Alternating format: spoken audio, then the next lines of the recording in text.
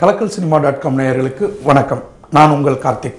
இன்று நமது வீடியோ விமர்சன பகுதியில் நாம் பார்க்க போவது அரசியல் நையாண்டி அதிரடி வசனங்களுக்கு பெயர் பெற்ற அமைதிப்படை படத்தின் பாகம் 2ஆக வெளிவந்திருக்கும் நாகராஜ சோழன் MA/MLA படத்தின் விமர்சனத்தை தான். இப்பெல்லாம் ஓட்டு வாங்குற கட்சியை விட ஓட்டை பிரிக்கிற கட்சிக்கு தான் வேல்யூ ஜாஸ்தி.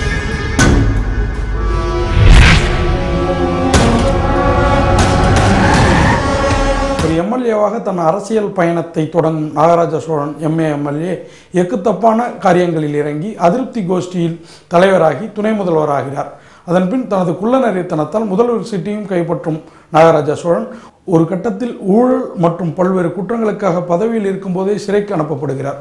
அது சமயம் அண்ணன் எப்போ சாவான், திண்ணை எப்போ காலியாகும் என காத்திருக்கும் அவரது மகன் அப்பாவை சிறை கம்பியை எண்ண சொல்லிவிட்டு முதல்வர் நாற்காலியை பிடிக்கிறார். கூடவே கட்சிக்கும் தலைவராகிறார்.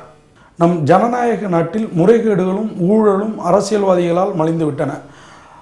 ஆட்சிகள் மாறினாலும் ஆட்கள் மாறினாலும் அரசியல் காட்சிகள் அதுபோலவே தொடர்கின்றன என்று சொல்லாமல் சொல்லி முடிகிறது அமைதிப்படை பாகம் 2. அண்ணா, நீங்க கூட்டத்துக்கு வந்தா கூட்டத்துல கவனமா இருக்கீங்க. அவரு கூட்டத்துக்கு வந்தா இந்த மாதிரி சுத்தி சுத்தி கரெக்ட் பண்றதானுங்க வேலையை. மகளிர் அன்னைக்கு எப்படின்னா ஆம்பளை பசங்களை தலைவராக முடியும், இளைஞர் அன்னைக்கு கிழவங்களை தலைவராகிறது.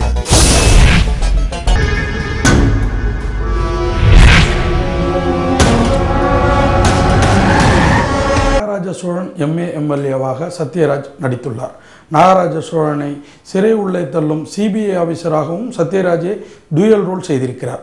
முன்னதில் நக்கல் நையாண்டி கேலி கிண்டல் என்ன வில்லானிக் ஹீரோவாக பட்டையை கிளப்பி இருக்கும் சத்யராஜ் பின்னதில் நேர்மையான CBI ஆபீசராக தொடையை தட்டும் இடங்கள் சூப்பர். ஆனாலும் வழக்கம் போல நரித்தனம் நிரம்பிய நாகராஜ சோழன் MA/MLA சத்யராஜ் தான் நம் மனதை கொள்ளை கொள்கிறார். தொடை தட்டும் CBI ஆபீசர் சத்யராஜ் சற்றே சுகர் பேஷண்டாக தெரிவதை இயக்குனர் நினைத்திருந்தால் தவிர்த்திருக்கலாம். நாகராஜ சோழனாக வரும் சத்யராஜ் மாதிரியே அவரது அல்லக்கையாக வரும் மணிவண்ணனின் பாடி லாங்குவேஜும் குசும்பு கொப்பளிக்கும் வசனங்களும் படத்திற்கு பெரும் பலம் சேர்க்கிறது. பலே பலே, நிறைய பண்ணிட்டீங்க உங்க குடும்பத்துக்கு. ஜனங்க பட்டி தானே கிடக்குறாங்க. புரட்சிகார இளைஞராக சீமான் ஒரு சில இடங்களில் ஈழத்துக்காக போராடிய தமிழின மாவீரனை பிரதிபலித்தாலும் தன் குருநாதர் மணிவண்ணனின் இயக்கத்தில் நடிப்பதாலோ என்னவோ கொஞ்சம் அடக்கி வாசித்திருப்பதாகவே படுகிறது. சீமான் சீரிப்பாய்வார் என பார்த்தால் சின்ன ஏமாற்றமே தருகிறார். அது அடுத்தடுத்த படங்களில் நல் மாற்றமாகட்டும். 17 MLA குழுடன் படுபயங்கர பில்டப் தரும் MS பாஸ்கர் காமெடியில் சத்யராஜை ஓரங்கட்டும் மணிவண்ணனையும் சில இடங்களில் ஓரங்கட்டி விடுகிறார். சத்யராஜின் மகனாக மணிவண்ணனின் நிஜ மகன் ரகுவண்ணன் அப்பாவிற்கே ஆப்பு வைப்பது அசத்தல். இளம் வயது அரசியல்வாதியாக நடை உடை பாவனைகளில் ராகுல் காந்தியை இமிடேட் செய்து அவர் பண்ணும் சேட்டைகள் சமசிரிப்பு.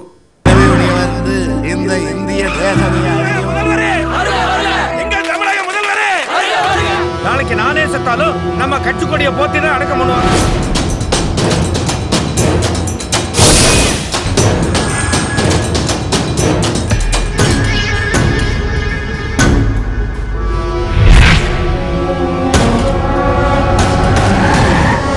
ரகுவண்ணனின் காதல் மனைவியாக மிருதுளா, சீமானின் அக்கா மகளாக கோமல் சர்மா, மணிவண்ணனின் கையிலிருந்து சத்யராஜ் கைக்கு மாறும் செட்டப் வர்ஷா, ஆதிவாசி மலைஜாதி பெண்ணாக ஹன்சிபா என 4-5 நாயகிகள் எல்லோரும் பாத்திரம் இருந்து பழிச்சிட முற்பட்டிருக்கின்றனர்.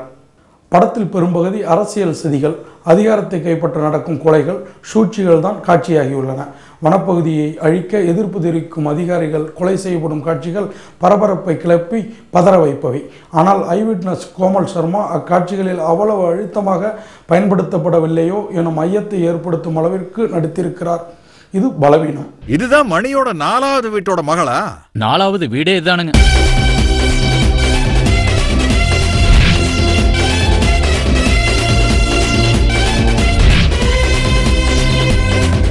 போக்க பார்த்தா இந்த தடவையும் நான் தனியா தான் ஊட்டிக்கு போகணும் போல் இருக்கே.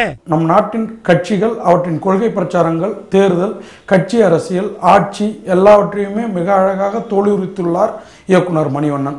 பொதுநலம் பேசும் அரசியல்வாதிகளின், ஆட்சியாளர்களின் ஒவ்வொரு அசைவிலும் உள்ள சுயநலத்தை விளாசியுள்ளார். இக்காலகட்டத்தில் எதையும் சிரிக்கும்படி சொன்னால்தான் எடுபடும் என்பதை இயக்குனர் புரிந்து படம் முழுக்க அரசியல் நக்கல் நையாண்டிகளை ஊசி பட்டாசாக கொளுத்து போட்டிருப்பது சூப்பர். பாடி லாங்குவேஜ பவ்யமா வச்சுக்கிட்டு சிரிச்சுக்கிட்டே செருப்பால் அடிக்கிற அகில இந்தியாலே நீ ஒருத்தன் தான் படி.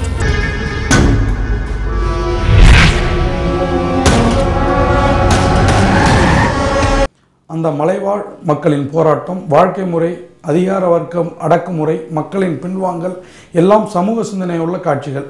இவை ஈழ மக்களின் வாழ்க்கையை நினைவுபடுத்துவது படத்திற்கு பக்கபலமாக இருக்கிறது. புரட்சிகார இளைஞர் சீமான் உழைக்கும் மக்களுக்கு உதவுகிறார். அவர் யார், என்ன செய்கிறார் என்ற தெளிவு இல்லை. அவரை இன்னமும் அழுத்தமாக பயன்படுத்தி இருக்கலாம். இன்னொரு பாத்திரமாக வரும் சிபிஐ சத்யராஜ் எதிர்பார்த்த அளவிற்கு பயன்படவில்லை. அரசியல்வாதி சத்யராஜின் ரவுசு ராஜாங்கத்தையும் அராஜக அரசாங்கத்தையும் மட்டுமே இயக்குனர் நம்பியது போல தோன்றுகிறது. படம் முழுக்க நக்கல், நையாண்டி, நகைச்சுவை வசனங்கள் தெரிக்கின்றன. இக்கதை முழுக்க முழுக்க கற்பனை அல்ல. இதில் வரும் பாத்திரங்கள், காட்சிகள் யாரையோ எதையோ குறிப்பிடுவன என்று எண்ண வைக்கிறார் இயக்குனர் மணிவண்ணன். ஷபாஷ். ஆனாலும் டபுள் ட்ரிபிள் மீனிங்கு வசனங்கள் குடும்பத்துடன் தியேட்டருக்கு வருபவர்களை சற்றே நெளிய வைப்ப ரகம்.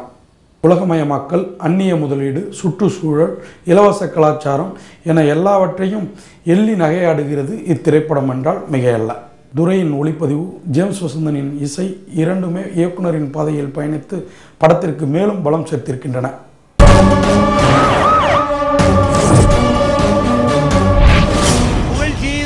புதுமை தலைவன், தன்னலமில்லாத தானை தலைவன். பாடி லாங்குவேஜ பவ்யமா வச்சுக்கிட்டு சிரிச்சுக்கிட்டே செருப்பால் அடிக்கிற அகில இந்தியாலே நீ ஒருத்தன் தான் படி. நீ நிறைய பண்ணிட்டீங்க உங்க குடும்பத்துக்கு. ஜனங்க பட்டினி தானே கிடக்குறாங்க.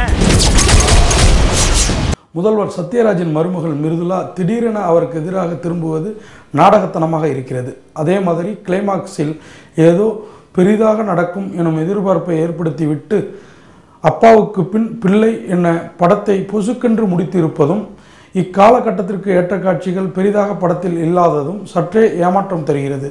என்றாலும் மணிவண்ணன் சத்யராஜ் கூட்டணி வெற்றி கூட்டணி என்பதை மீண்டும் ஒரு முறை நிரூபித்திருக்கிறது நாகராஜ சோழன் எம்ஏ. மருத்துவத்துறையைச் சேர்ந்த டாக்டர் வி ராம்தாஸ், ஆட்டிசம் பற்றி பேசிய ஹரிதாஸ் போன்ற மக்களுக்கு மருத்துவ விழிப்புணர்ச்சி தரும் படங்களை தயாரித்து வழங்கியதுடன் நாகராஜ சோழன் எம்ஏ மாதிரி அரசியல் விழிப்புணர்ச்சி தரும் படங்களையும் தனது டாக்டர் வி ராம் புரொடக்ஷன்ஸ் மூலம் வாங்கி வெளியிடுவது பாராட்டுதலுக்குரியது. ஆக மொத்தத்தில் சத்யராஜ் மணிவண்ணனின் கூட்டணியில் நாகராஜ சோழன் எம்ஏ எனும் அமைதிப்படை பகுதி 2 புரட்சி விதை தூண்டும் திரைப்படமாகும். நன்றி.